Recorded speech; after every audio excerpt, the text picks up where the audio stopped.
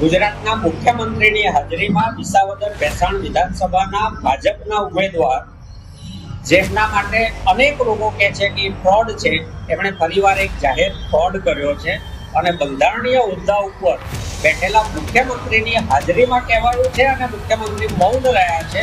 જો મુખ્યમંત્રીમાં નૈતિકતા હોય તો એ જાહેર કરે કે એમણે ક્યારે આના માટેનો સર્વે કરાવ્યો. ફોરેસ્ટ ડિપાર્ટમેન્ટ અને રેવન્યુ ડિપાર્ટમેન્ટે કોઈ સર્વે કર્યો છે? એ સર્વે માટેનું જાહેરનામું ક્યારે બહાર પડ્યું?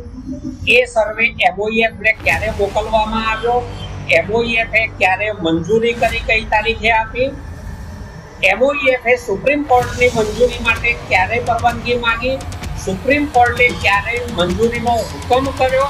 આ બધા 4 મુદ્દાના મુખ્યમંત્રીએ જવાબ આપવા પડે. ઉમેદવાર ચૂંટણીમાં છેતરપિંડી કરે એનો અર્થ એવો જરાય નથી કે બંધારણીય હોદ્દા ઉપર બેઠેલા મુખ્યમંત્રી છેતરપિંડીમાં ભાગીદાર થાય. જો એ છેતરપિંડીમાં ભાગીદાર થયા છે અને આ 4 મુદ્દાઓનો જવાબ નથી આપી શકતા તો નૈતિકતાના ધોરણે ભૂપેન્દ્રભાઈ પટેલે રાજીનામું આપી દેવું જોઈએ. બંધારણીય હોદ્દાનો ઉપયોગ વિધાનસભાની પેટા ચૂંટણી જીતવા માટે ક્યારેય થઈ શકે નહીં.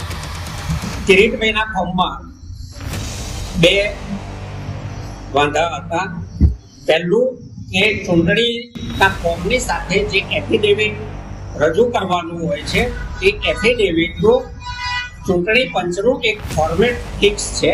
એ ફોર્મેટમાં તમારે સવાલોના જવાબ ભરવાના હોય છે અને જ્યાં વધારાની વિગતો આપવાની હોય ત્યાં અલગથી બિડાણ માટેની એની નોંધ હોય છે. એક આખો પેરેગ્રાફ જે ખરડો છે ચૂંટણી પંચનો, એમાંથી એક આખો મોટો પેરેગ્રાફ એમની એફિડેવિટમાં ગાયબ છે.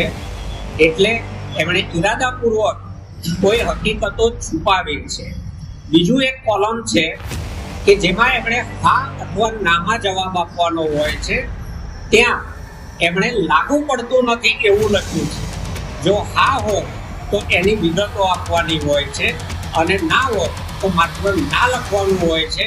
એને બદલે લાગુ પડતું નથી એવું લખવાનો અર્થ એ છે કે ઇરાદાપૂર્વક એમણે કોઈક વિગતો છુપાવવી છે જેની વિગતો નહોતી આપવી, માટે એક વચ્ચેનો જવાબ લખ્યો લાગુ પડતું નથી.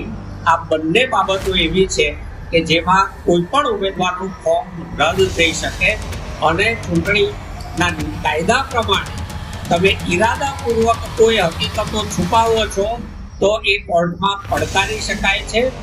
RO એ ફોર્મ મંજૂર કર્યું